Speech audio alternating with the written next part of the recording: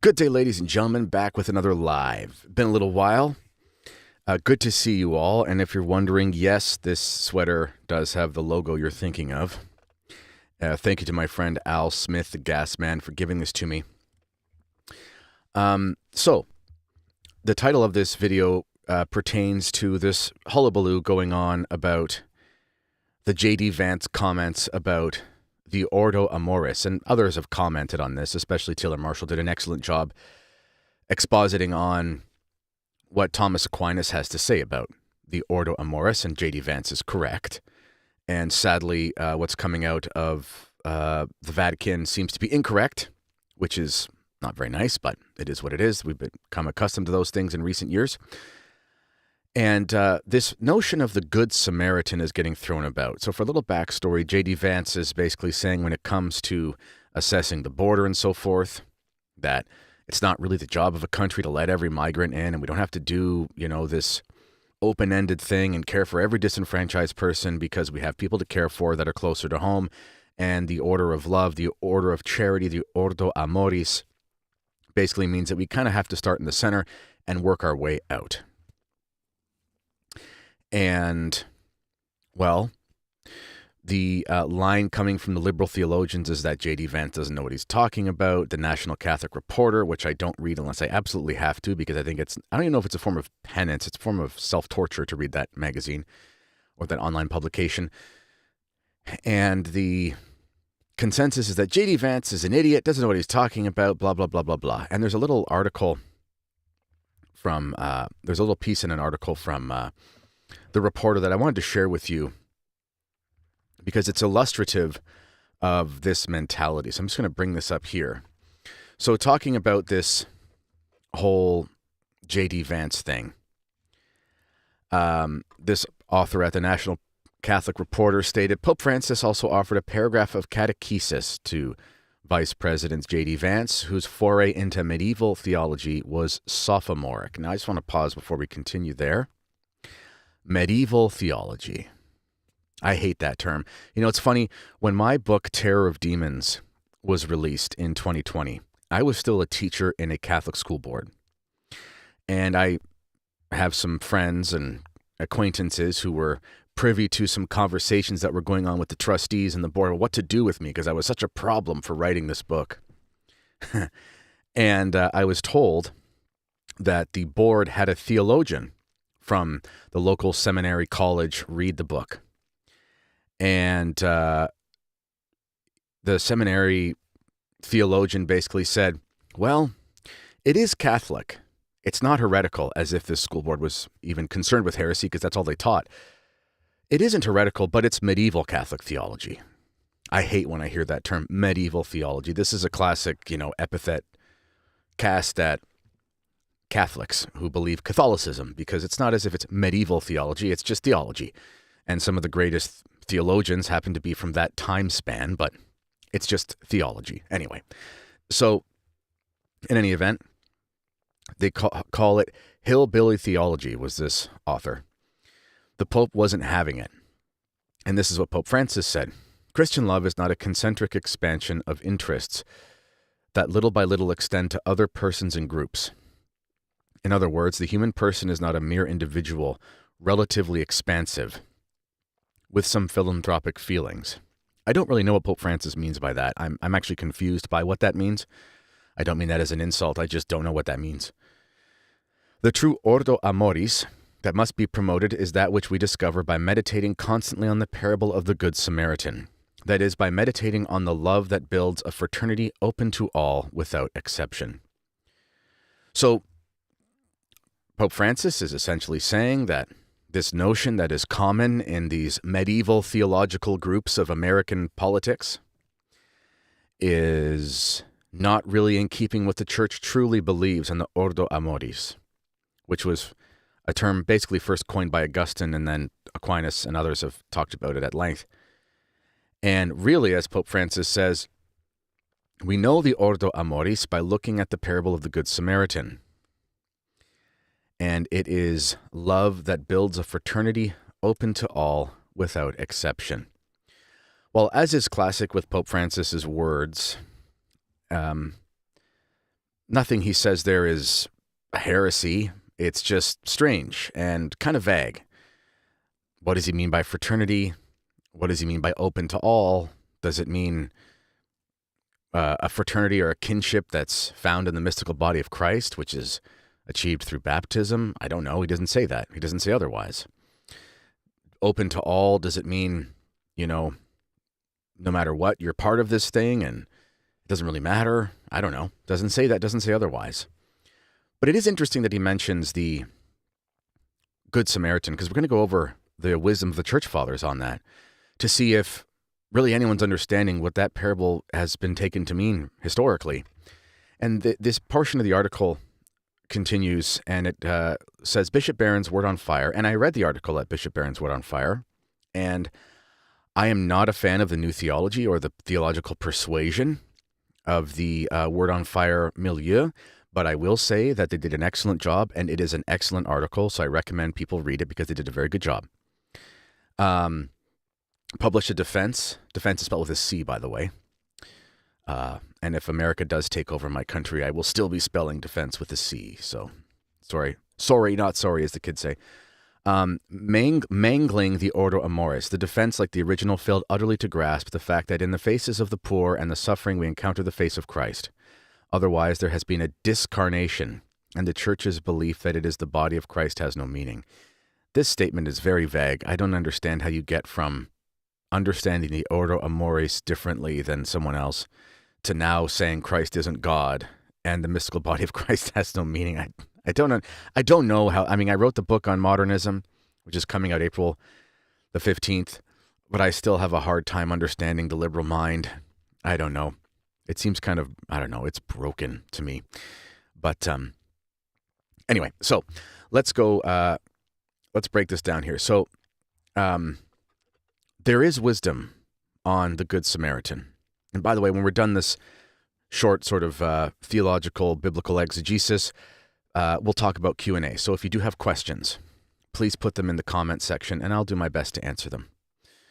But there is a meaning to the Good Samaritan, which I think people miss. And also, the true meaning of the Ordo amoris, if we really go back to Augustine, is that God is at the center.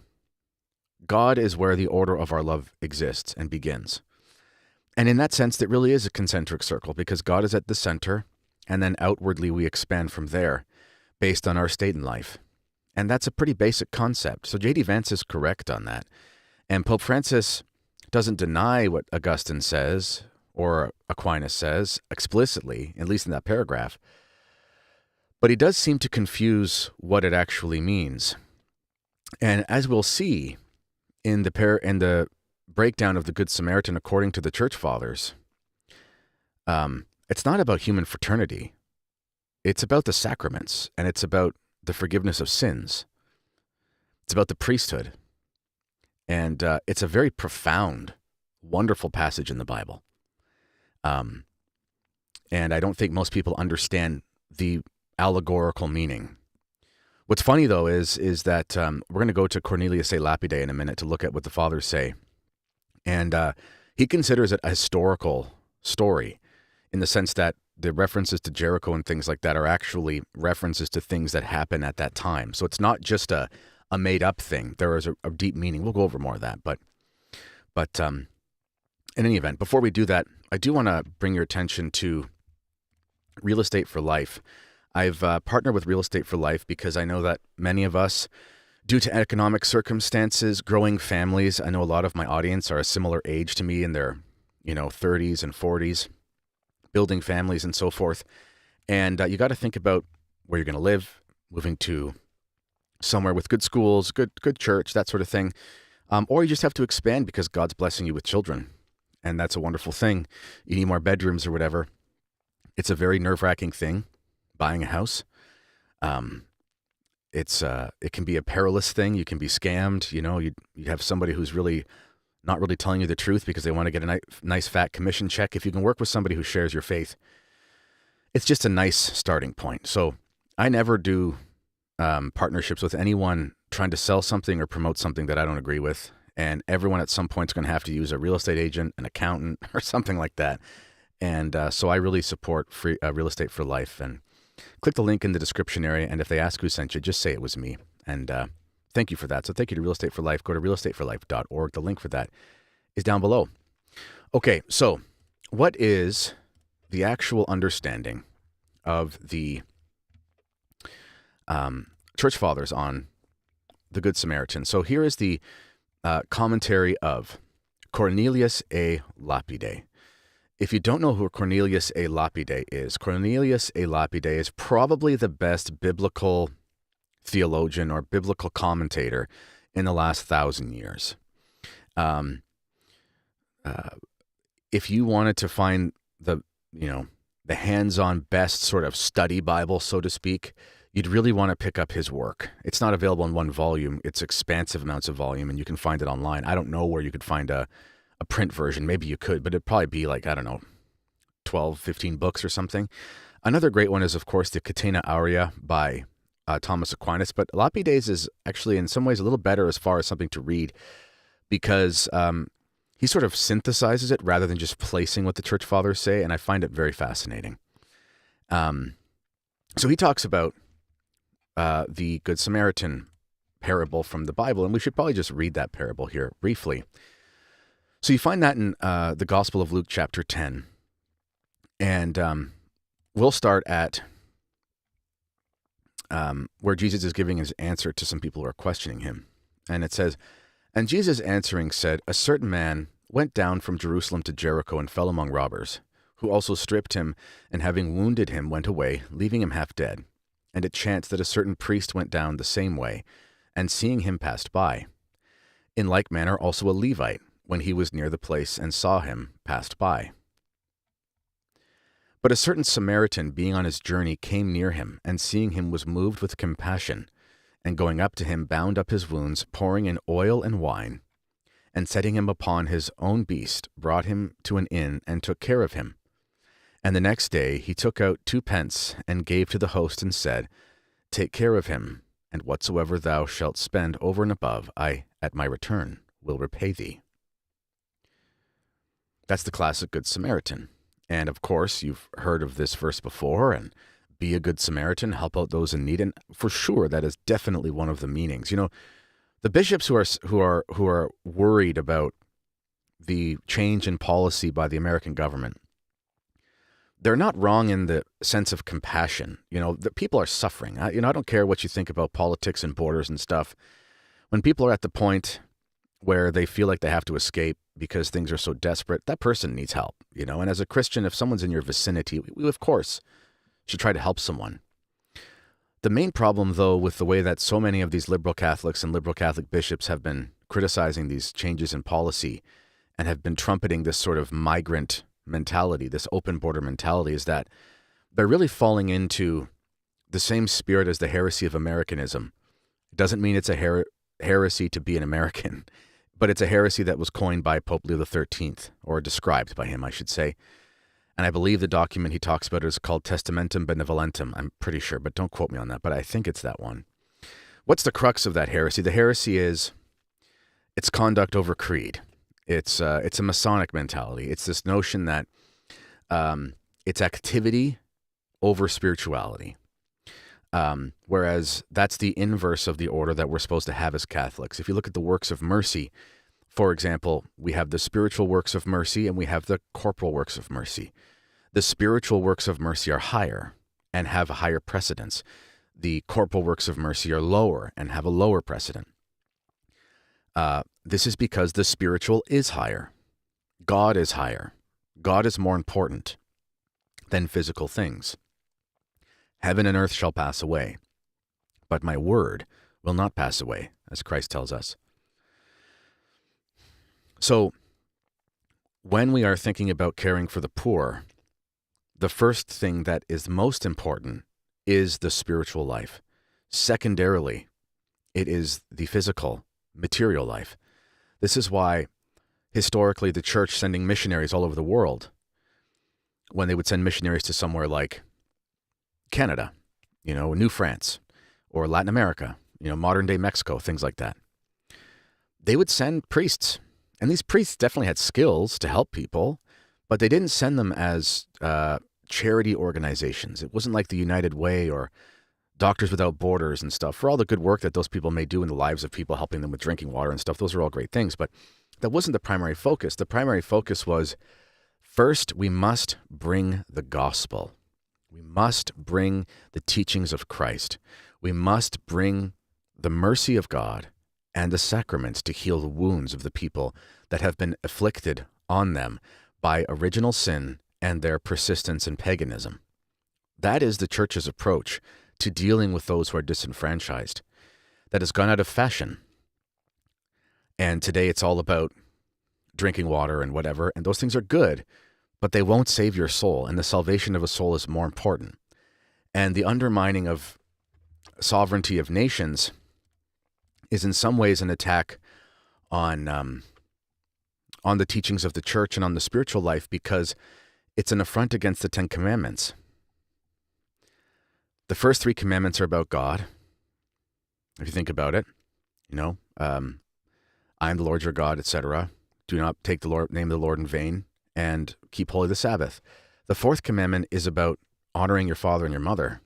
It's about charity, and it's about authority and respect for the established order. And then it gets into assaults against neighbor, and that includes murder and theft and so forth.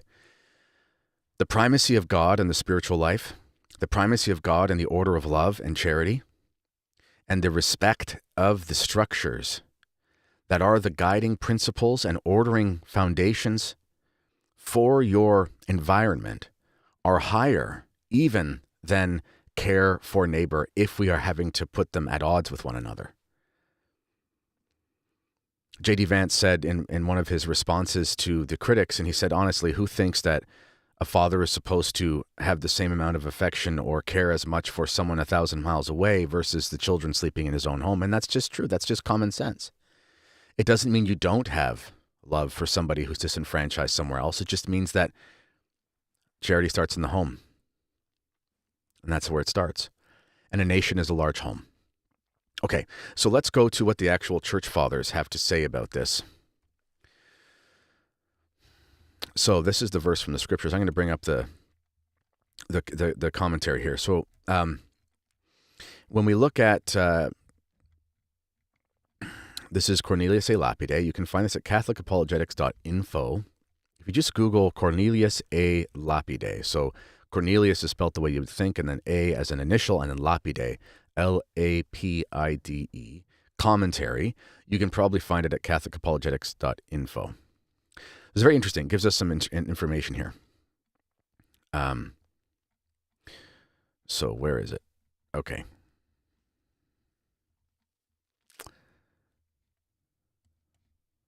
Where is the thing? Okay, here it is. So here's where it begins, the commentary on that. So a certain man went down to Jerusalem, etc. And Lapide says the parable is founded on incidents of that time, at that time frequent occurrence. And he's talking about the perilous journey from Jerusalem to Jericho. It was infested with robbers. And it was called in Hebrew red or bloody because of the blood which was shed there. And there the Samaritan met this man who, like many other travelers, had been grievously wounded by robbers.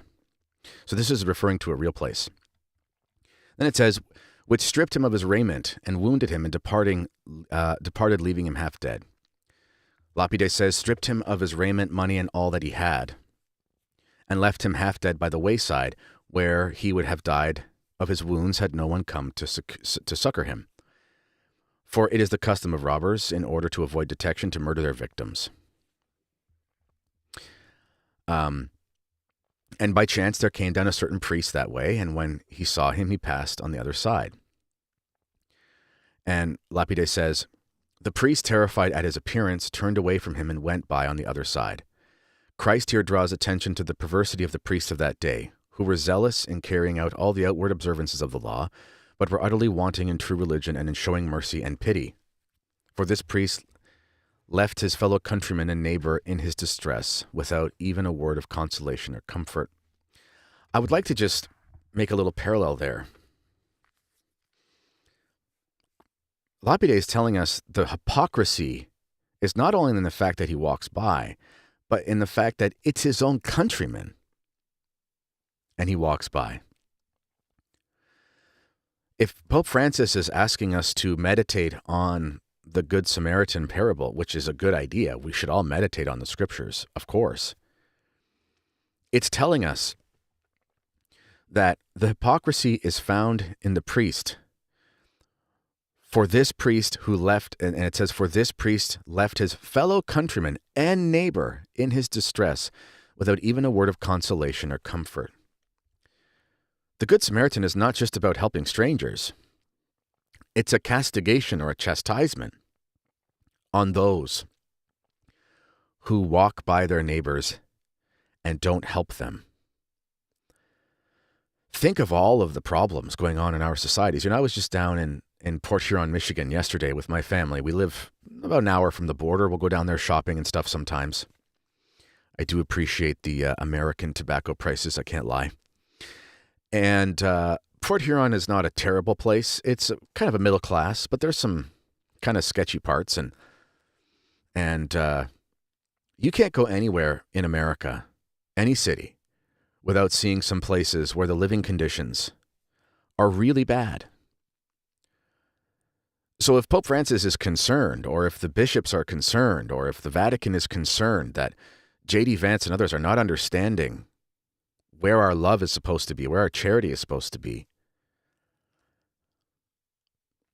when the mentality by men like Vance and others is that, hey, we got to hunker down at home rather than kind of go out before we've fixed our own problems. They're not those who criticize Vance for that and then tell us to meditate on the Good Samaritan, they're not understanding what is even in the parable. And that's very telling. It continues, and likewise a Levite, when he was at the place, came and looked on him and passed by on the other side. And Lapide writes, the Levite amongst the Jews, like the deacons in the church, assisted the priest in his ministrations. He was therefore of one mind with the priest, for as the priest, so as the Levite. So is the Levite. As the prelate, so the deacon. As the master, so the servant. As the teacher, so the disciple. Continues, but a certain Samaritan, as he journeyed, came where he was, and when he saw him, he had compassion on him. A Samaritan, Lapide writes, one of an entirely different race and religion, and therefore as a heretic and a schismatic, more hateful to the Jews than any other of the Gentiles. Yet this despised Samaritan had pity on the poor traveler who had been abandoned by both priest and Levite. Hence we learn that not only our friends, but also our enemies are our neighbors. And Christ holds up this Samaritan as an example of brotherly kindness and love, because he had compassion on one who was hateful to himself and his people. This is where it gets very interesting. And went to him, and bound up his wounds, pouring in oil and wine. And Lapide writes, went to him, got off the horse on which he was riding, and poured into the wounds the oil and wine, which he carried with him as a refreshment for the way. And he writes, the order is inverted. He first, in accordance with the practice of the physicians that day, washed the wounds with wine. For wine removes the coagulated blood, arrests corruption, etc., closes the wounds, and strengthens the nerves against the effects of bruises. Then he anointed the wounds with oil to soothe their smart, to allay the pain, and to help forward the cure. What he's saying here is the normal way is to pour wine on it first. But we see in this passage, he bound up his wounds, pouring in oil and wine. When really you'd put alcohol as a disinfectant, obviously, and then you'd put something to soothe it.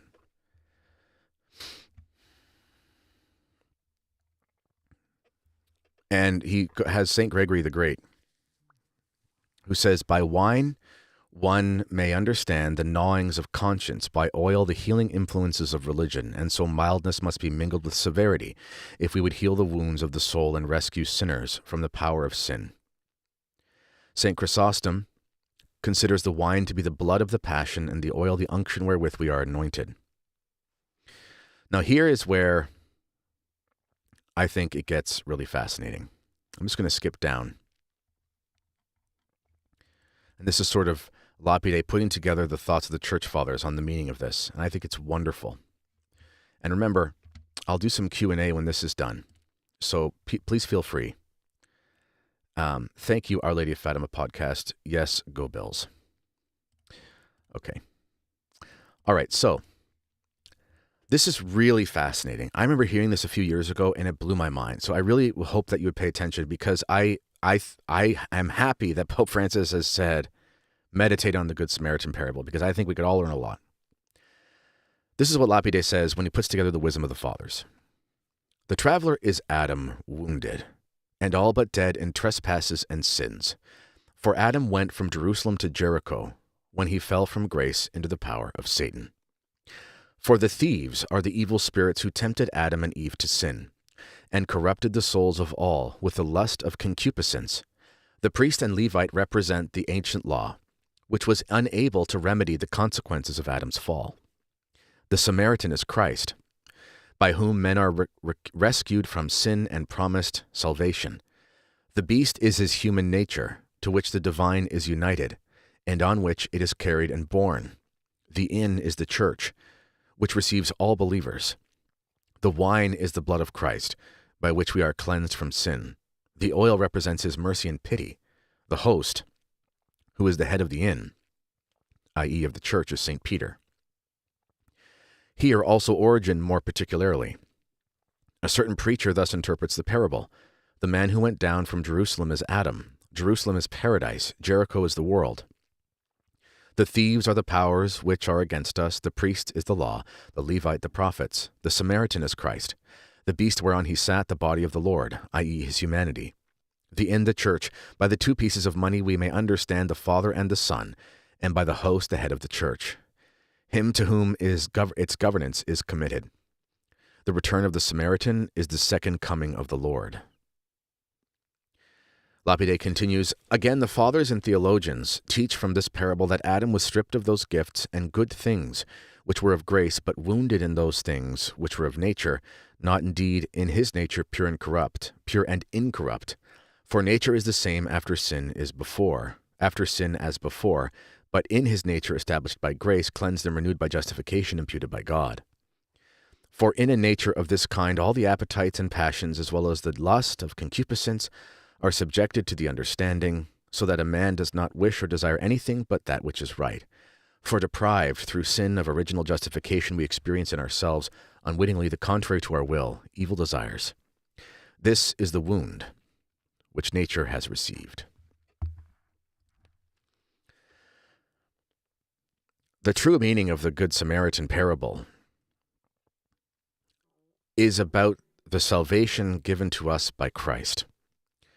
And when it talks about the oil being placed first and then the wine, inverting the order, it shows us that the severity and justice of God is tempered by his mercy. The oil is soothing. It calms the pain. And the wine stings, and it cleans the wound. This is representative of the fact that God deals with us in a tender way, which is much more tender than what we deserve. And the fact that it's a Samaritan who represents Christ shows us that the priests of the old law, the Jews, would hate the one who would forgive their sins and cast him off as someone not welcome. It also shows us that salvation is from the Jews, but that the new covenant would spread outside the Jews to the Gentiles, who would then take up the mantle of the true priesthood that's expanded and continued with after the incarnation of Christ, for them to work and operate in the person of Christ, to bring the oil, which is the mercy, and the wine, which is the justice and the sacraments, both are the sacraments, but to bring that to everyone who has been wounded by sin. Yes, the bishops of the church and all people should meditate on the Good Samaritan parable when it comes to migrants and everyone else. And we should call to mind the fact that what is most important when we're dealing with those who have been wounded physically and spiritually is first to bring the sacraments, first to bring the faith, to bring Christ, primarily, and everything else is secondary. So if the bishops of the United States are upset about this policy, and some are supporting Vance, it's not all of them. If the Vatican is upset about this policy of stopping the mass immigration and deportation and so forth. I think all in charge should meditate on this passage the way that Pope Francis has instructed everyone to, and they should read the Fathers on it to understand what it truly means. And it's not about some boundless human fraternity. It's about the forgiveness of sins. And I would hope that Pope Francis and the other hierarchs would take that to heart and worry about the wounds within the church and the needs of the faithful who are being ignored by their priests. All right. Time for some Q&A. So if you have any questions, let me know.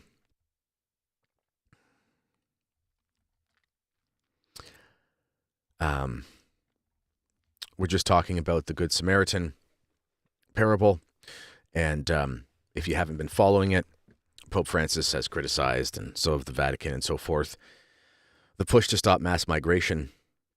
And what's amazing, well, not amazing, what's interesting is the fact that, you know, the people in charge of the church in the last decades or so have really pushed mass migration and so forth, but that really is against the charity of the person. It's a drain on the societies that send them. It puts people into a state of chaos and vulnerability, and the true needs of their people are not, they're not respected.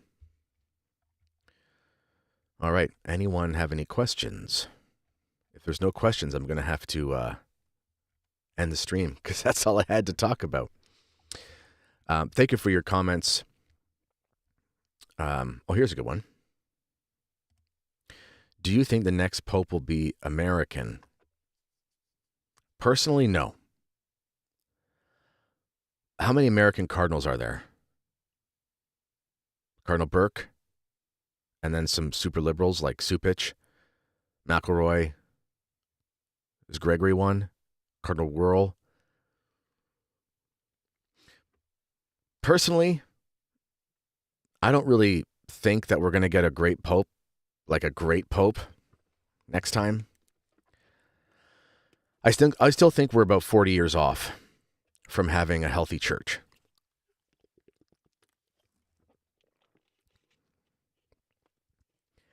And, but at the same time, I do think that, you know, a lot of these bishops and cardinals, they're kind of like middle managers. That's kind of the personalities they have. That's why they're able to toe the line and stuff like that. There's a certain personality that can do that. I could never do that. That kind of personality that can just sort of keep his head down and stick to the policies and not really have many opinions that could ever offend anybody. I don't know what that's like. I have no idea what it's like to be that kind of person. And most of the bishops are generally speaking like that. The ones that get too vocal in the conservative traditional sense, like Strickland, get in trouble. And the ones who do it in the more liberal way are left to gallivant around spreading heresy because that's tolerated in the church. I don't think the next pope will be American because the American cardinals that I can think of besides Cardinal Burke are really liberal. And although liberalism is tolerated by most, I think the middle management types are really starting to see the effects of it and how, I mean, look at what the scandal recently with the U.S. aid for what that means for how much money the bishops were getting. You know, financially, the church in America and in Western Europe, although they're not like going to go bankrupt anytime soon, it's far from a golden age financially because donations and things like that obviously fall as less people go to church. Relatively speaking, they're similar because there's so many more people. But it's not like a great time for involvement from the parishioners. And they've had to do a lot of abuse settlement cases. I think even the middle management types are really sick of the lefty types. And so I think the next pope will probably be somewhat of a moderate. So perhaps we'll have someone like that, but I don't think we're going to have an arch conservative be made pope. And I don't really think there are any cardinals that would be able to do in one pontificate right now a real overhaul of the church, because those who are very conservative, in my opinion, they still have blind spots. They're really stuck in the Ratzingerian kind of dialectical style of conservative Catholicism. And it's better than the Marxism, I guess. But I don't see them having the kind of backbone needed to, in a sense, kind of pull a Trump, so to speak, and go in and just fire a lot of people. I don't really see that happening. It's going to take a certain type of person to do that. I think we're going to have, over time, this continual war of attrition.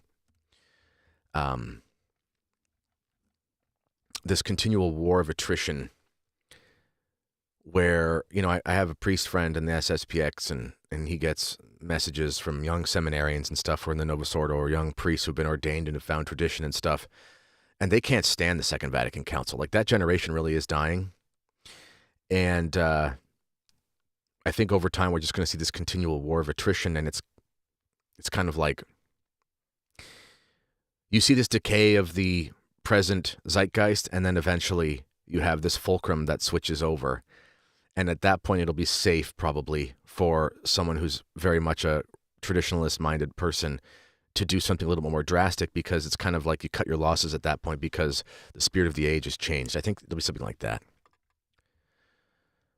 Great question. All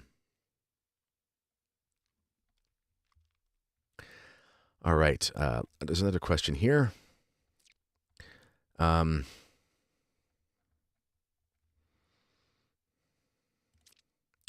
Thank you. Do you think we have entered the great apostasy? No, like the great apostasy? I don't think that. I'm not an expert in eschatology. I'm not one of those guys who's studied it as deep as others. I've read a bit. I did narrate Taylor Marshall's book, Antichrist and Apocalypse. I can't cite chapter and verse, I'm sorry, in this moment, to tell you the things that I'm thinking of. But he does do a very good job in that book showing the sort of the consensus of the fathers and so forth on what the great apostasy will be like, and I don't think we're there yet. I don't think we are. I could be wrong, but I don't think we are. I'd recommend reading his book. It's also on Audible if you like audiobooks, and if you don't mind listening to my voice, I can read it to you if you listen to it. I think some other things have to be in place. I don't think all of the stipulations for the real end times are here yet. As tempting as it is to think they are, because look at the state of things.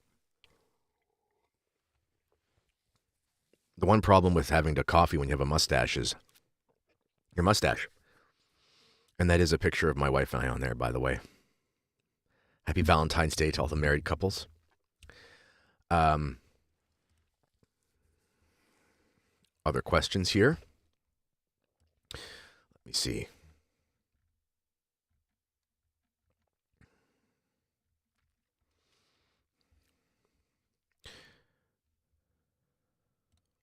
Does the church get more money for more immigrants? Well, all of these policies, all of these programs are based on need. So whether it's intentional or not, yes. Taylor did a stream with Michael Hitchborn. I think it was yesterday. They would have the details on that. But in general, it's any government program. If there's a government program for camps, for summer camps, and you get money per person that attends the camp, then obviously the more people, the more money, right? Whether it's a desire to pocket a bunch of money, I don't know. But any government program is necessarily going to be attached to how many people the program is serving. So yeah. Do you think we will get a Francis II, Benedict XVII, or a Pius XIII? I think it'll be more like a Benedict XVII. Not a Pius XIII. I don't think there's anyone right now who could. The closest would be like a Bishop Schneider, but he's not a cardinal. In theory, he could be, I think any Catholic man can be elected pope, technically, I think. But, no, they don't vote for anyone but cardinals. Yeah, I think it'll be something like a Benedict XVII. Conservative, better than Francis, a slowdown, but not a cure.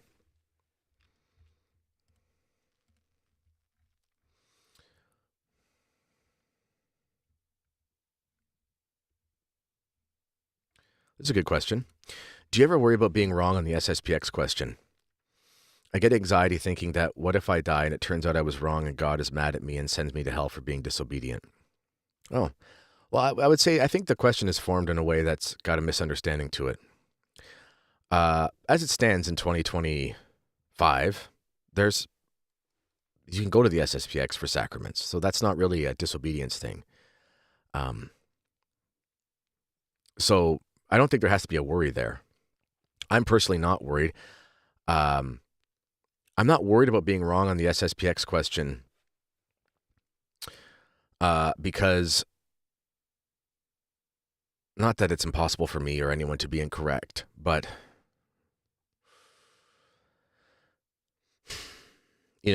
at the time of the Avignon papacies and stuff, I did a recording with Dr. Mazza, and he talked about all these different theologians and saints that talked about, like, what if somebody was wrong about who the Pope was and stuff, and that's kind of similar to this. The crisis is so deep. There's so much confusion. I'm faced with the situation where I either have to put the faith of myself and my children in danger or go to the SSPX. What do you do with that? When that situation, I would be as worried about, quote unquote, being wrong on the question of the SSPX. I would be more worried about bringing my children to Mass somewhere where they would lose their faith. And I think at the end of the day, we just have to go where the faith is. There are certain non-negotiables. So obviously, if there's a denial of the papacy as such, that's a denial of a dogma. But if there's debate or confusion about some of the things that are said from the Pope, and should we say yes to them or not, or whatever? As it stands, they tried to penalize lay people back in 1991 for attending the SSPX, and it was Cardinal Ratzinger who overturned the penalty. There was no penalties for lay people, so I'm not really worried about it at all, because the alternative is losing my children losing their faith or not having it growing up. And I'll give you an analogy. So a plague descends on your city, and you have to find shelter. You have to get away from the plague. So the government says, we're going to send around buses that'll drive you to these treatment centers where you can be quarantined from this deadly disease. And there's just not enough of them. There just aren't enough buses to deal with the amount of people who need to be quarantined from it. So someone says, you know what? I got a van. I'm going to go pick some people up and bring them to safety. If that person shows up at your house, do you say, hold on, can I see your certification? Are you authorized to bring me to safety? It's stupid, right? You get in the van and you go. That's kind of like the situation in the church. People say, well, the fraternity exists and there's a Latin Mass community. It's like, well, there's not enough of them. There just aren't. Even if we look at them all as equals, which I don't think they are, but if we looked at them all as equals, okay, there's some fraternities around, there's some institutes around, there's some TLM communities. There's hundreds of millions of Catholics who have no access to those, but they can go to the SSPX. I think I just look at it in terms like that.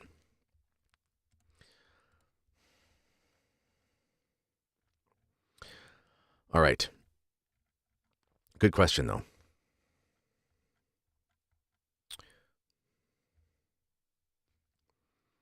I bought your book on the SSPX. I'm going to read it. Thank you.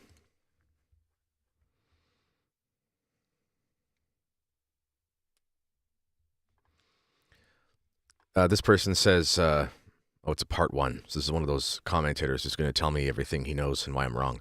Avignon Papacy and Western Schism are not a good comparison. At that time, 3 men claimed to be Pope and each man had a following. No, it's a comparison. It is a good comparison. What I'm saying is that when there is it's a closer comparison to sedevacantism or people who think Benedict was Pope. That's a closer comparison. but it's a comparison to when there is confusion about what to follow when it comes to things like jurisdiction. Because obviously, if you think a different man is the Pope, then you're going to have a different conception of where that jurisdiction lies. So that's how it works.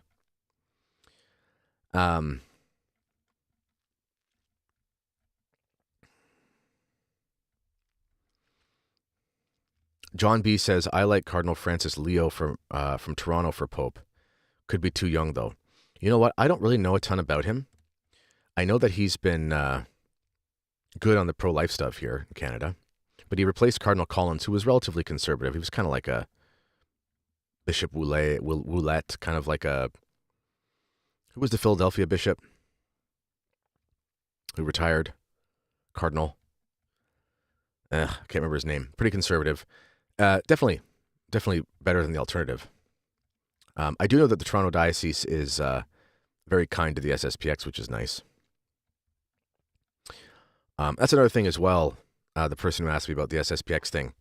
I mean, at this point, you know, the SSPX has permission for all these things, so, I mean, what could be the penalty for a layperson, you know? If anything, it'd be on the hierarchs causing the confusion and not on you.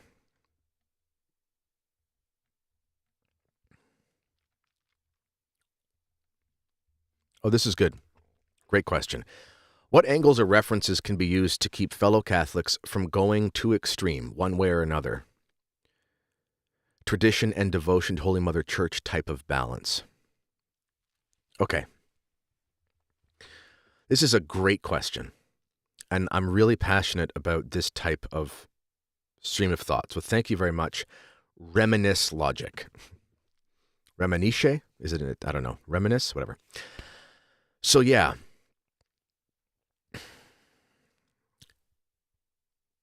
No matter which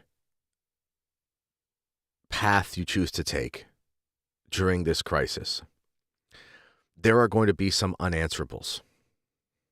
Or potential unanswerables, let's put it that way. The one path is just grit your teeth and bear it and keep going to your Novus Ordo parish and just pretend everything's fine. Or even if you don't pretend things are fine, it's like, we'll be fine. I'll just make sure I catechize my kids and stuff. And some people do make it through the Novus Ordo and their kids keep the faith. Most don't. You know, sadly, I've seen some of the families that I looked up to when I first came back to the faith about 10 years ago and looked to them for guidance, and they were not traditionalist. And big families, 8, 9, 10 kids, that kind of thing. Man, oh man, as those kids have aged, a lot of them have fallen away from the faith. That can't be a solution. Number 2 is don't make, you know, the one is just sort of stick with your parish. Now the 2 is go find some sort of TLM if that makes you happy, and just do your best to have most things traditional, but it's not really different, and it's just sort of a preference. Number 3 is, you know, find the fraternity, find the institute, hunker down there. That's where the safety is. That's where everything's going to be fine. I guess there's 5 paths. Number 4 is the SSPX, let's call it. Go where the faith is in its whole, in its entirety. There are some legal gray areas, but you're protected, and there's no compromise. And number 5 is something like a state of vacantism. Number 1 is untenable. There's just too many dangers just sticking it out in the normal channels. I guess we could probably meld 2 or 3 together, the TLM community thing and like the fraternity Ecclesia Dei thing. Definitely better. Tons of people have found refuge, and lots of those priests do great work. But there are pitfalls to those organizations, which I'll discuss in a second. I'll discuss them now. You see, the thing is, in the Ecclesia Dei communities, at least with the fraternity, and I'm not judging peoples or priests, I'm just saying based on policy documents and whatnot, the intentionality behind those orders of priests, those societies of life, is not permanence in tradition. If you look at the founding milieu of the fraternity and you look at the perception that JP2 had, and you can find this in addresses that he gave to the fraternity in like the year 2000 and stuff. The goal is basically to pacify traditional resistance to Vatican II. And you can keep your mass, but it's this integration. And Pope Francis said this. You remember in that letter that he wrote to the fraternity, or the meeting that the head of the fraternity had with Pope Francis, and they talked about building a deeper communion with one another. And I kind of laughed as I read that, and I'm like, okay, in the mind of Pope Francis, is the fraternity even in full communion? And that's because of the modernism behind the type of ecclesiology that's rampant in the church today. In order to think that the sort of Ecclesia Dei community thing is the way forward, and that's going to be the thing that is going to save us all, so to speak, it just can't be, because it's from a position of preference and not principle. The traditional Latin Mass isn't a charism. It's not a spirituality. It's the faith. And it's not just about the Mass. It's about the faith. And Vatican II forces compromises with the faith. And we can't compromise on those things. The SSPX, in my mind, is the best option because there's no compromise on the faith, but it's also not a reactionary movement, although some would label it as that. It began in 1969, 1970, before there were any problems, as far as problems leveled at the SSPX. It was created in the normal way, and then it persisted in the faith. It didn't start as a reaction against persecution, if that makes sense. And, the SSPX gets it from all sides, which I find is usually a good thing. The mainstream liberal conservatives, we'll call them extremists or whatever. The sedevacantists think that they're cowards. And the fraternity and stuff, we'll talk about them as being schismatics. When all the different groups are calling you different names, you're probably on the right path. The SSPX has a spirituality. It has a purpose and a reason for being, rather than reacting to something. The Ecclesia Dei communities, especially the fraternity and the Institute of the Good Shepherd, Institute of the Christ the King, not as much, but they exist almost in opposition. The fraternity is what? The fraternity is not the SSPX. What does that even mean? As far as sedevacantism, I don't think sedevacantists are schismatics. I don't think that. I don't think sedevacantism is a schismatic's opinion. I think there is a logic to it. I just think ultimately there's too many questions that aren't resolved by it, and I'm not convinced. Some people are, and that's great. Practically speaking, I find that when I look around at different sedevacantist groups, they often get kind of interesting. There seems to be a lacking in the sensus ecclesiae, a sense of the church. The best analogy for the SSPX, I heard it from Jose Ureta, who was a disciple of Plinio Carrera, I think, who was big in the tradition family property movement. And, he said, as Catholics, we don't believe in divorce, but we do believe in separation when there's abuse. The SSPX is kind of in that situation. It's abusive to stay in the normal channels. It's spiritually abusive. So you can't stay there, but you also can't break your marriage and you can't get remarried because there is no remarriage as a Catholic if the sacrament is valid. And that's kind of where we have to be right now. That's my opinion. You may disagree with me. The reason I'm giving this long-winded background for this, how to not go too extreme, it's important for traditionalists to not try to do more and say more than the church says or does. And this is a pitfall that can afflict traditionalists especially. Take something like Lent. I'm all for doing extra penances. Go for it, but talk to your spiritual director first. The reality is that the church accepts certain things, expects certain things from you and not others. So we're in no position of putting ourselves up as the judge of others who don't go as extreme as we do. As far as putting yourself up and saying more than the church is concerned, we could also look to the fact that all these people yelling at the SSPX for being schismatic, they're saying what the church doesn't say.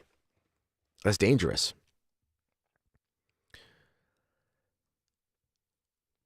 And sometimes traditionalists are so backed into a corner that they want to hold on so tightly to certain things. And I get it. But we do have to be careful to not... We do have to be careful that our traditionalism is not a thesis or an argument and is our spiritual life. There is development. There is progress in the right sense, in liturgical rites and things like that, historically in the church. So we can't be disattached from the true spirit of the church. And I think the biggest issue is when groups kind of get isolated and don't have an attachment to a hierarchy and to an authority. And that's another reason why I love the SSPX, is because it was set up as a proper society of life with statutes and authority structure and so forth. And those things don't exist in independent communities. And they don't exist very well in communities where the authority structure has been kind of neutered because they're in a place where the leaders can't say what they believe, which is often the case in Ecclesi Dei communities, and that can make the order of operations a little bit strained. I hope that answers your question. All right.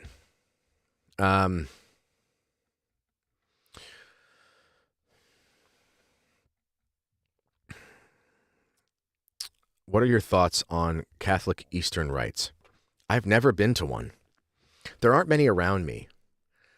There is one about an hour away, but I've never been to one.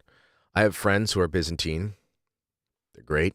They're traditionalists. They're Byzantine. Some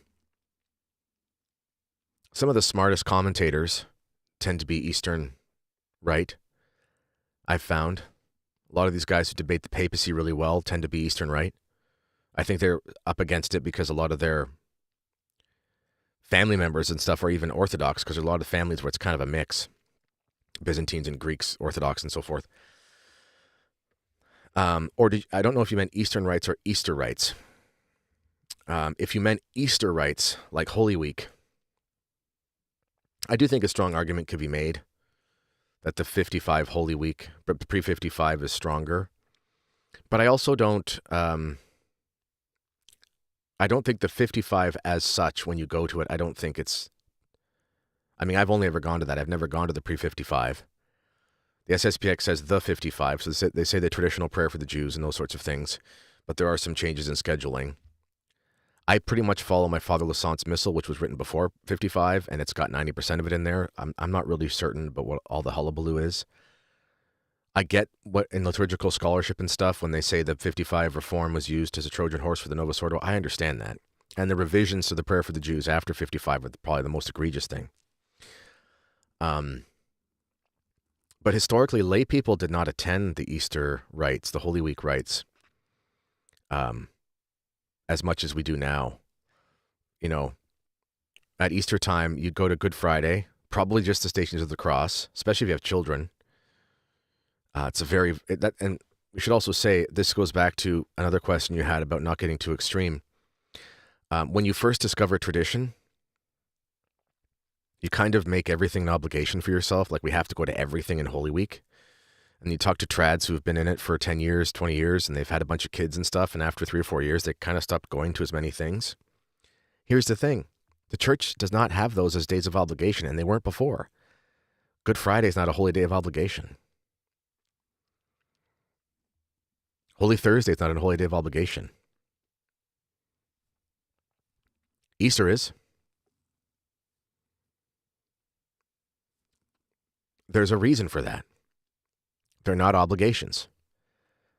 The liturgies are largely, they're kind of monastic in the sense that they're extremely profound and deep and long, and they're the prayer of the church, but it was never the expectation that lay people would participate in them to the degree that people expect themselves to do now.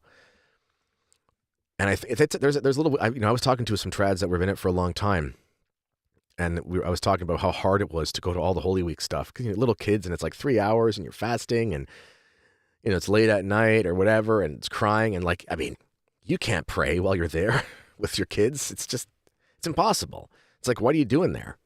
The priest is saying all the prayers. And a friend of mine was like, listen, man, Catholics in the past, they would go to stations on Friday. We're talking about like in the centuries of Christendom. They'd go to the stations on Friday and they'd go to Sunday morning mass. And that's true. So if you meant Eastern rites, I haven't been to them. If you meant Easter rites, I hope that answers your question.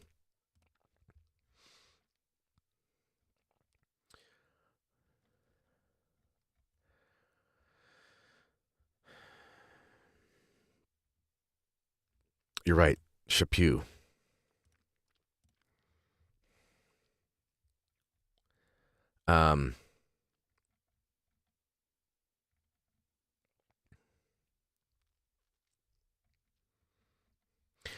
I don't understand why there's so much confusion and division in the Catholic Church. Yeah, it's tough, but you know what it is? It's the mystery of iniquity. This is not the first time in history there's been confusion. There was confusion and division amongst the apostles. Remember how many were at the cross with Christ? There was one. The rest of them fled. St. Paul said heresies must arise. They've been dealing with them since day one. As long as there are human beings who are sinners, we'll have sin.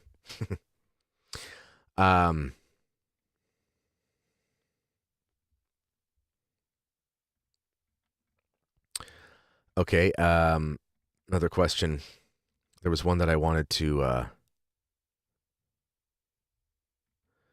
answer here.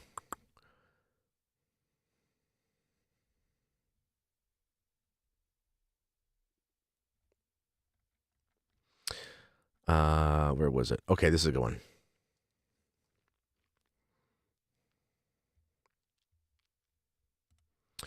Should the pre-55 Holy Week be something we go back to? I think there's a strong argument for it. But I don't think it's as necessary as people think. I think the most important thing is the prayer for the Jews. I'm just being honest. I'm going to get attacked for this from trads.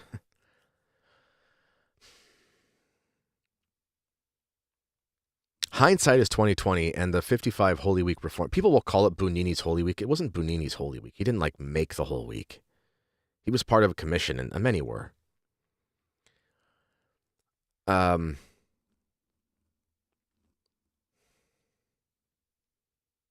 I said, I've gone to the 55 Holy Week done by the SSPX for like 5 years now, and I've never once thought to myself, man, this feels like the Novus Ordo. Not at all. I don't think it presents a danger to your faith at all. You can criticize, it's a reform. You could change reforms. You could go back. I don't lay as much of an emphasis on it as others do. That's just my opinion. But I understand their arguments as to why we should. But I don't get that upset about it. And if I could be honest, sometimes, it's interesting. This is one of those areas, one of the questions someone asked me. How do we not get too kind of extreme on certain things? I've had a fair share of traditionalist Catholics on social media and stuff, like, basically be like, oh man, the SSPX is great, but that modernist Holy Week they have, and these guys attend the fraternity of the Institute and stuff, and I'm like, dude, this is kind of like in Shakespeare when he says, I think he doth protest too much. I mean, the Ecclesia Dei Institutes are required to basically sign every jot and tittle of Vatican II and say it in a traditional way. And they're not allowed to criticize the church or criticize the hierarchy. but you got your 55 Holy Week or pre-55, so it's like, good job, man. You're super trad. More trad than anybody else. I think there's a defect there in understanding. No one was freaking out about the 55 Holy Week till like 5 years ago. And the groups that say the 55 Holy Week are supposed to say the updated ecumenical prayer for the Jews when they say it, but they don't. So they don't even obey Rome. There's just a flawed understanding of obedience there, in my opinion. It's not about getting what you want. It's about keeping the faith. This is a good question.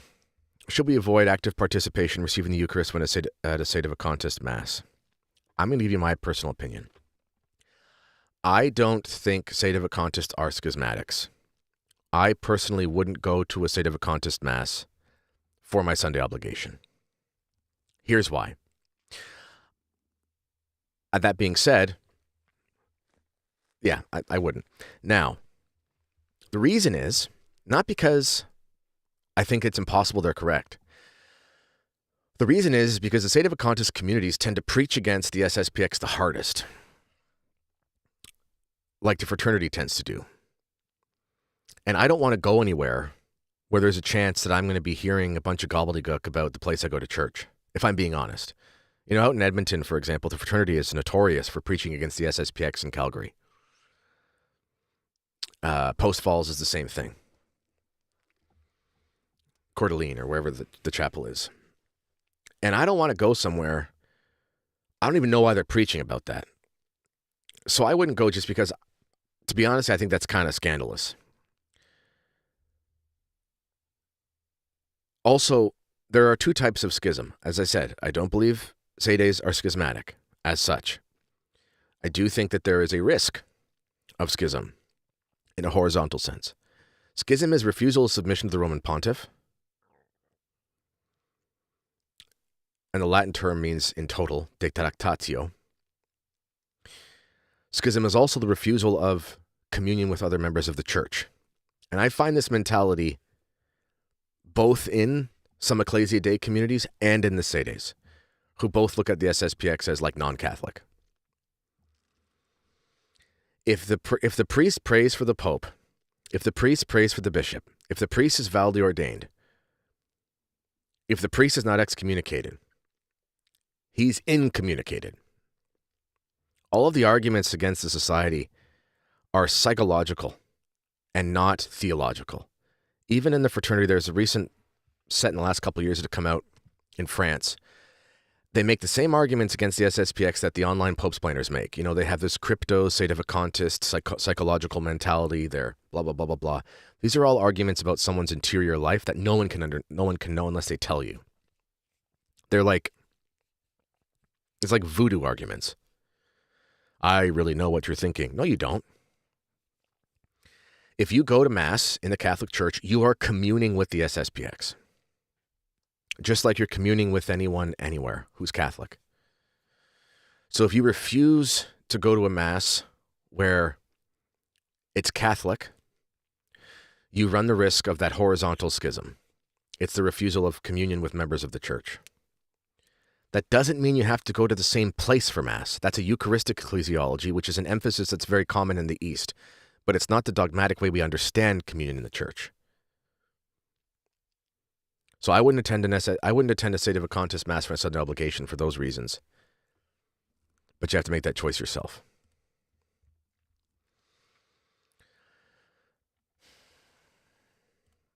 This is very kind.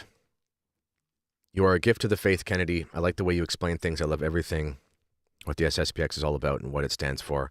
I would drive 1 hour every Sunday to go to the TLM. Thank you. And please don't tell everybody I paid you to say that. Very humbled, very kind.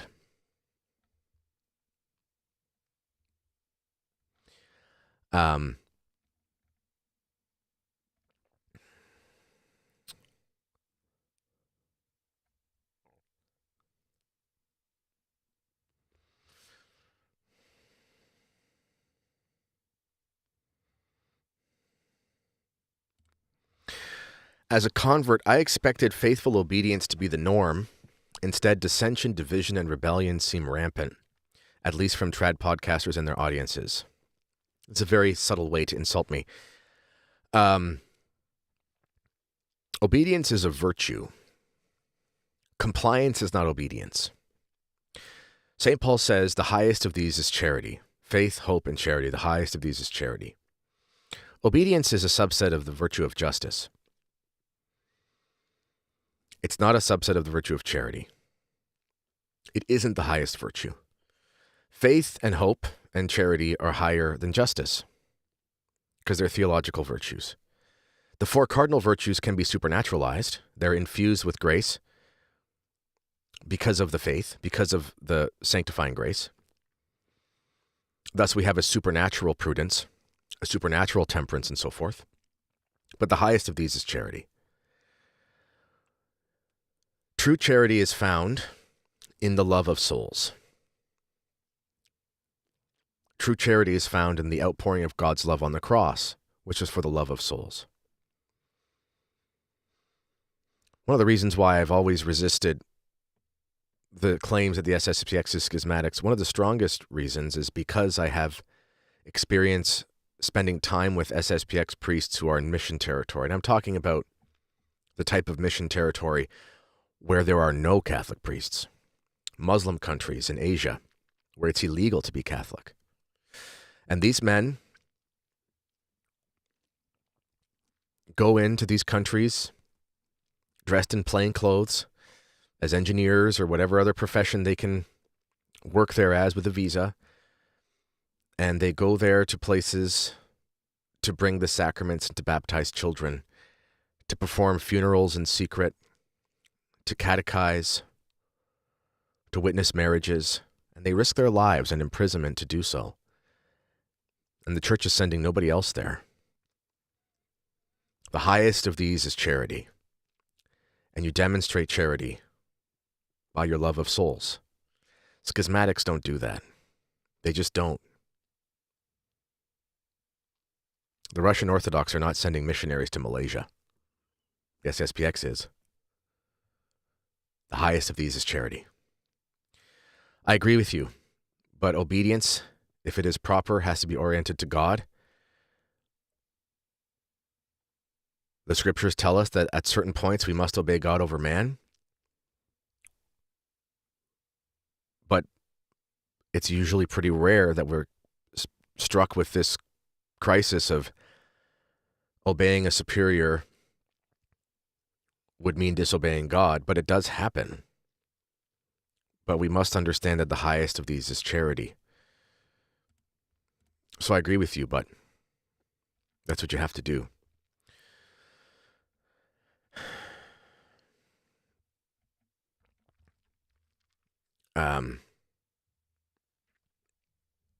How soon do you believe there will be new SSPX bishops? My personal opinion, I have no insight.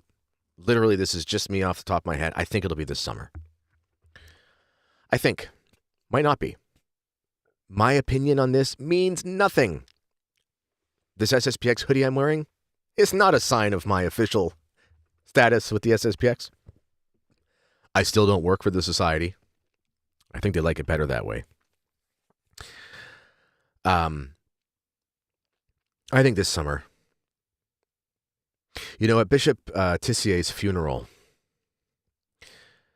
Don Davide Pagliarani, the superior general, he said, everyone's worried that we've lost another bishop.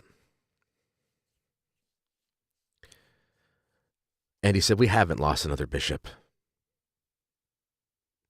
Archbishop Lefebvre died in 1991. Bishop Wander, who lived his final years with the society and came to love Archbishop Lefebvre to the point where it was so beautiful that he asked to be buried in the same cemetery as close as possible to the Archbishop so he could spend eternity near him. Passed away early last year. I think it was early last year, yeah. And Bishop Tissier passed away last year after saying the Angelus.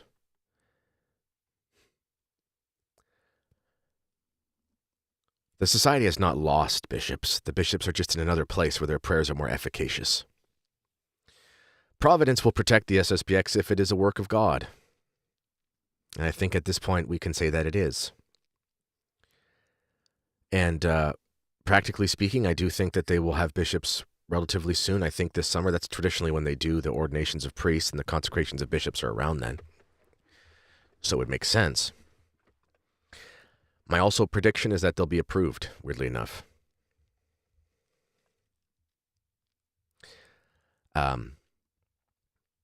I've talked about that in other places, but anyway, if there's any other questions, let me know. I do have about 15, 20 minutes still that I've carved out for this.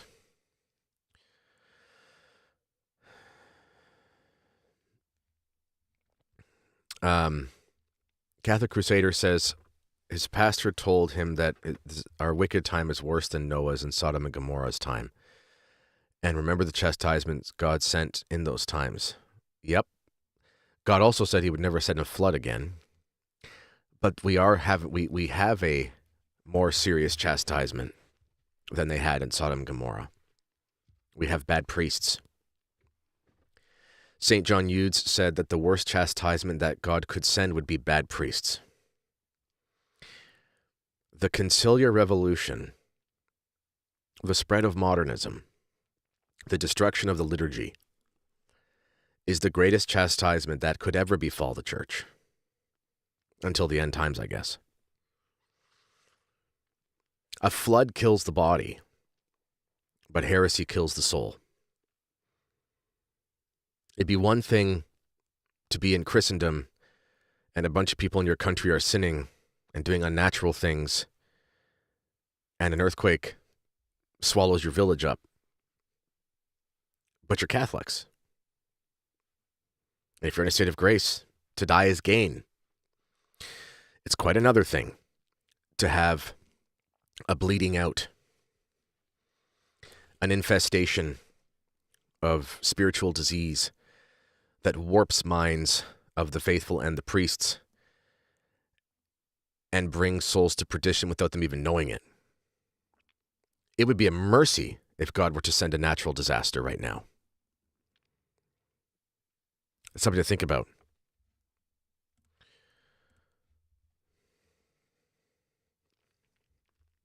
Bishop Chaput was the name. Yes, thank you.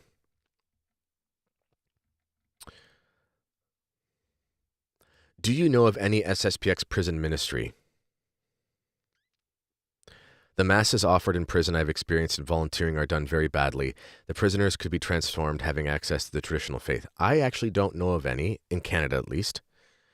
There might be, but I don't know of any personally. The SSPX is also all over the world, so there'd be a lot that I wouldn't know of. But you're right; it'd be great to bring the TLM to bring the traditional faith to the prisons. You're right. You're right. If there isn't, I hope there would be. On a lighter note,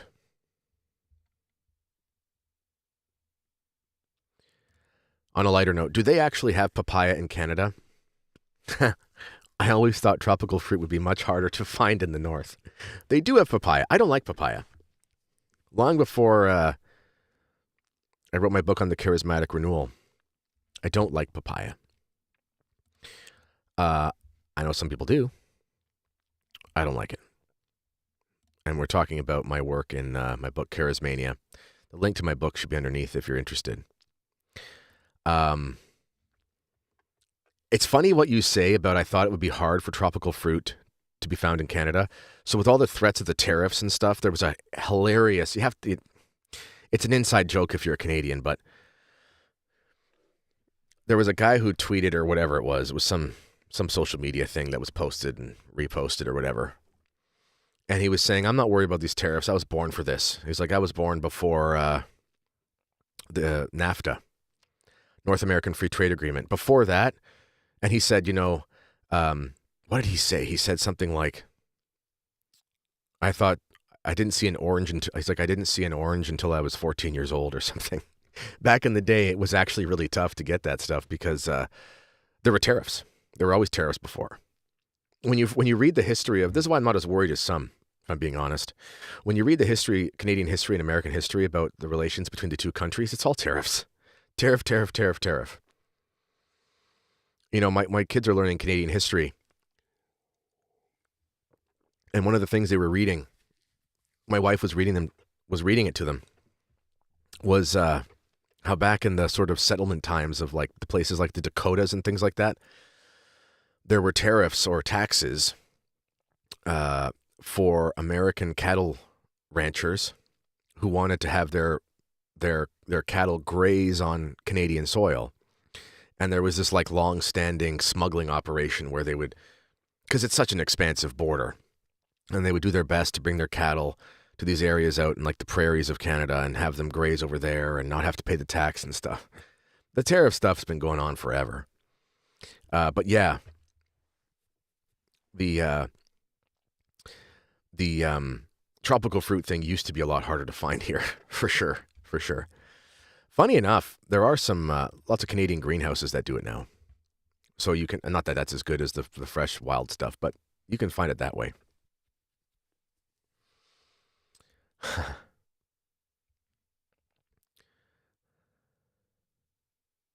Yeah.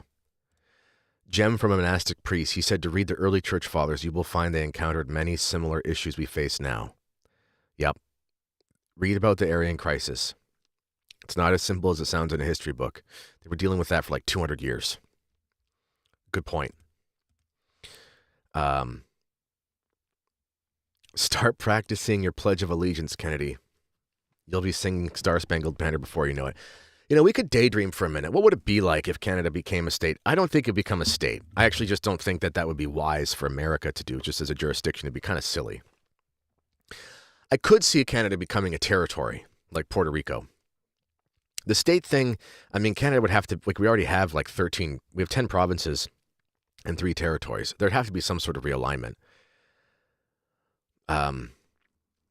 I could see it becoming something like a territory, where basically we don't get to vote in elections, but we have some sort of congressional representative or Senate seat, whatever it is, in Puerto Rico. But the only thing is that, you know, there's a lot of civics involved. Because when Puerto Rico was conceded to the U.S., it was part of Spain. It was like a region given by a sovereign power. Same with Louisiana and other spots like Alaska, right? Whereas Canada isn't owned by somebody else. It would have been easier like 80 years ago or 100 years ago, even after Dominion here in 1867. But when there was a more of an established headship of the crown over Canada, it's still there symbolically and technically it's there, but the crown has no power.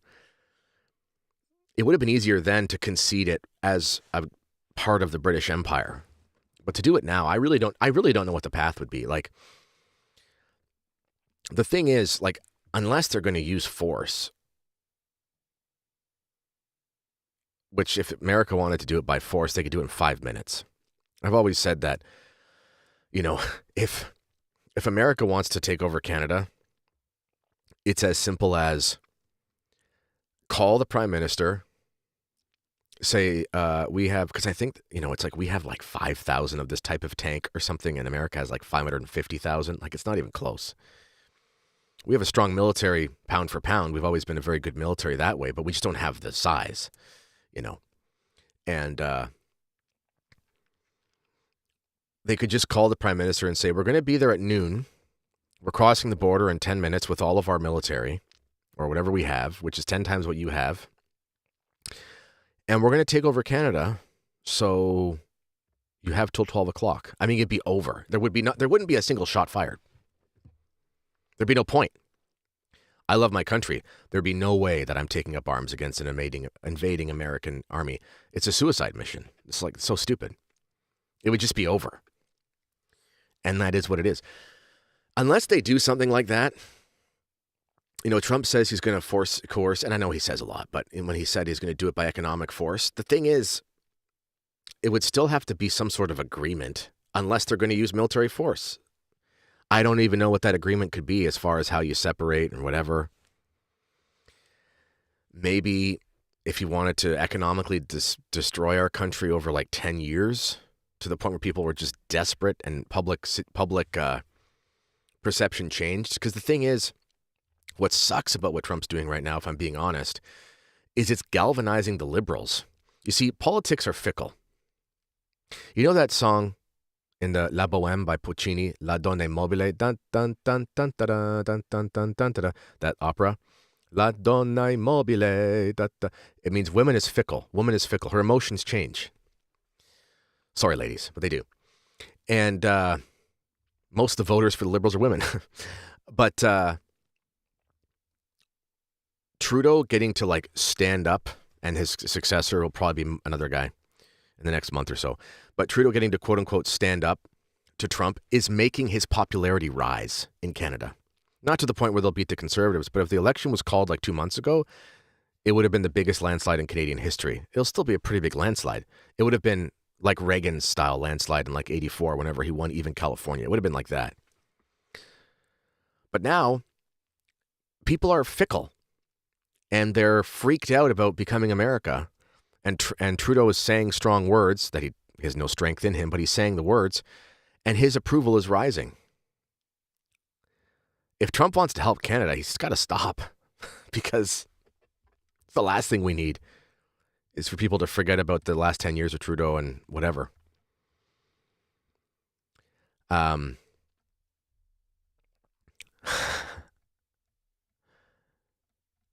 heard you talk about Cardinal Mindszenty. Greetings from Hungary. Cardinal Mindszenty was awesome. Archbishop Lefebvre talked about him too. An open letter to confused Catholics is a great hero. Wonderful, wonderful prelate of the church. Last of the Mohicans when he was. Oh, I know. You say, I know we're speaking about hypothetical about the U.S. attacking Canada, but it'd be the dumbest thing of all time. Yeah, it'd be such a waste of time. Such a waste of time.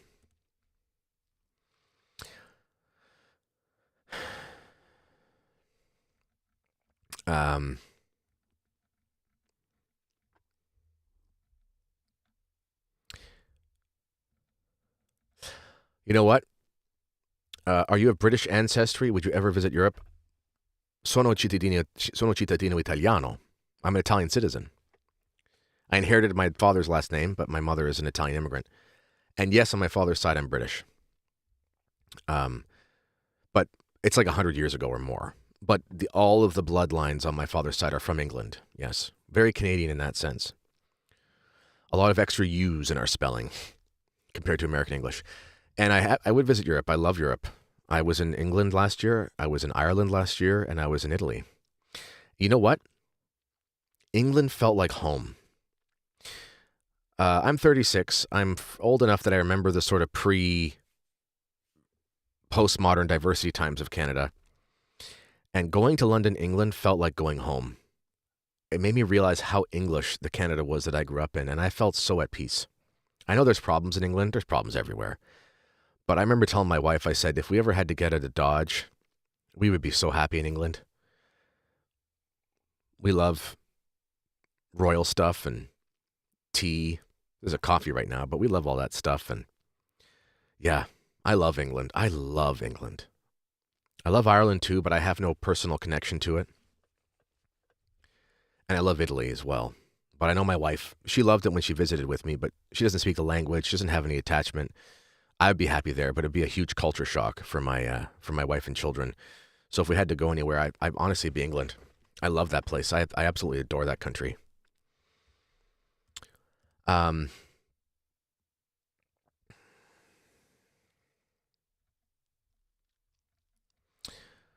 was one more I wanted to see here.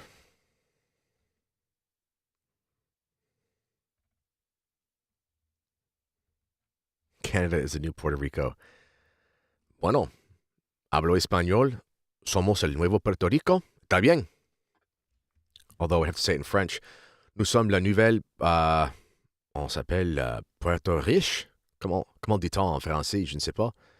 Something would be Puerto Rico in French. Most popular dish in England, chicken tikka masala. Yeah, that's the same thing in Toronto.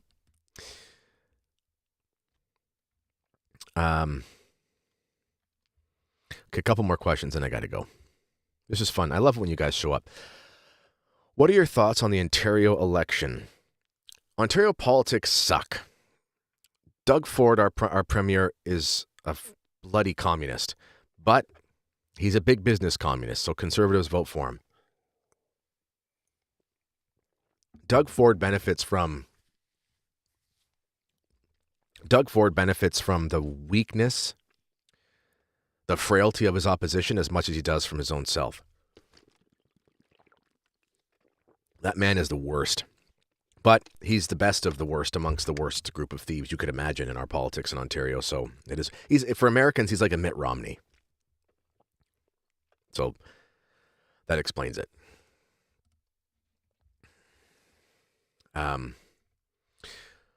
Okay.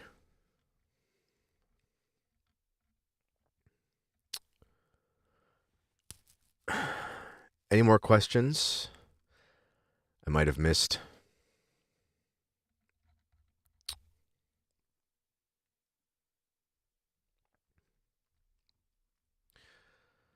You know what? The Catholic Crusader says Hungary and Poland are the places to be if it hits the fan.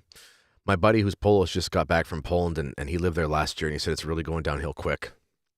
They got a whole globalist takeover taking place there, and the faith is not nearly as strong as people think. They're just kind of like 30 years behind places like Ireland, who were 30 years behind places like Canada. Sadly.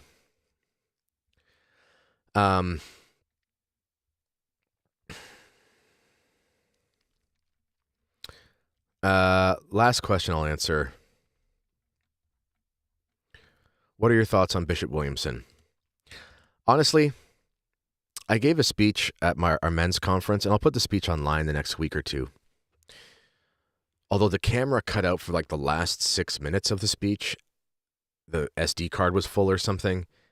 So my friend recorded the last 6 minutes on his phone, so it'll be kind of I'll have to figure that out, whether I'll play the phone recording if the audio is good enough, or if I'll just like read the last part of the speech and record it and kind of, I don't know. But, you know, I asked, it was about the kingship of Christ, and it was an SSPX conference. Well, it was our Holy Name Society, but the SSPX priest served it and spoke at it. And